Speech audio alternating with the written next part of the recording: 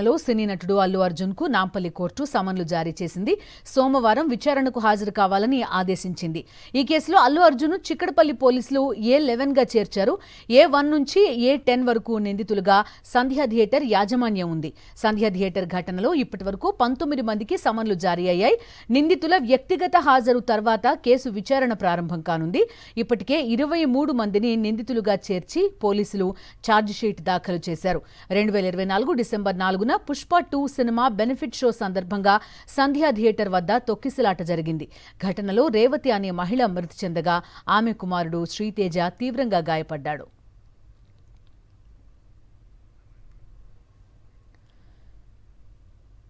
పూర్తి సమాచారం అందిస్తారు మా కరెస్పాండెంట్ సుస్మిత లైవ్ లో జాయిన్ అవుతున్నారు.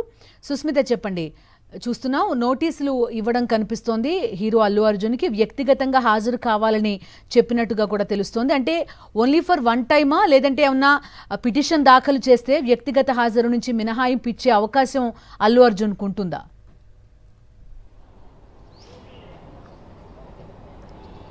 బిందు, ఈ సంధ్యా థియేటర్ తొక్కిసలాట ఘటనకు సంబంధించి 23 మందిని ఛార్జిషీట్లో నేరస్తులుగా కూడా పరిగణిస్తూ వాళ్ళని నిందితులుగా మారుస్తూ కూడా దాంట్లో ఛార్జిషీట్ దాఖలు చేశారు. అయితే A11గా సినీ హీరో అల్లు అర్జున్ కూడా చేర్చిన పరిస్థితి అయితే కనిపిస్తుంది. అయితే మొత్తంగా A1 నుంచి A10 వరకు కూడా చూసుకుంటే సంధ్యా థియేటర్ యాజమాన్యానికి సంబంధించి అలాగే అల్లు అర్జున్ అలాగే కొంతమంది బౌన్సర్లు ఎవరైతే ఉన్నారో వారందరినీ కూడా చేర్చారు.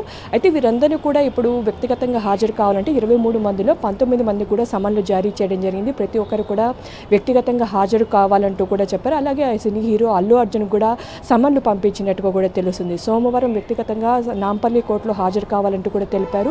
అయితే పూర్తిగా కూడా ఇప్పటికి సంబంధించి కూడా అల్లు అర్జున్ హాజరవుతారా లేకపోతే మినహాయింపు కోరుతారా అని తెలియాల్సి ఉంది. దానికి సంబంధించి కూడా పిటిషన్ దాఖలు చేసే అవకాశం కూడా కనిపిస్తూ ఉంది. లీగల్గా కూడా సలహా తీసుకుని ముందుకు వెళ్ళే అవకాశం కనిపిస్తుంది. ఎందుకంటే ఒకవేళ మినహాయింపు కోరి వీడియో కాన్ఫరెన్స్ ద్వారా కూడా తను హాజరయ్యే అవకాశం అయితే కనిపిస్తుంది. లేకపోతే ఒకవేళ కోర్టు వద్దకు వెళ్తే అక్కడ లా అండ్ ఆర్డర్ ఇష్యూస్ వచ్చే అవకాశం ఉండడంతో కూడా పూర్తిగా వీడియో కాన్ఫరెన్స్ లేకపోతే మరో రోజు నేను వస్తాను అంటూ కూడా తను కోరే అవకాశం అయితే కనిపిస్తుంది. ఈ రెండిట్లో మరి సోమవారం రోజున మరి అల్లు అర్జున్ వస్తారా లేదా అని తెలియాల్సి ఉంది. అయితే పుష్ప 2 బెనిఫిట్ షో ఏదైతే 2024 డిసెంబర్ 4వ తేదీన తొక్కిసలాట ఘటనలో రేవంత్ అలాగే శ్రీతేజ్ గాయపడ్డాడు. రేవంత్ మృతి చెందింది. దానికి సంబంధించి కూడా శ్రీతేజ్ ఇప్పటి వరకు కోలుకుంటూ ఉన్నారు.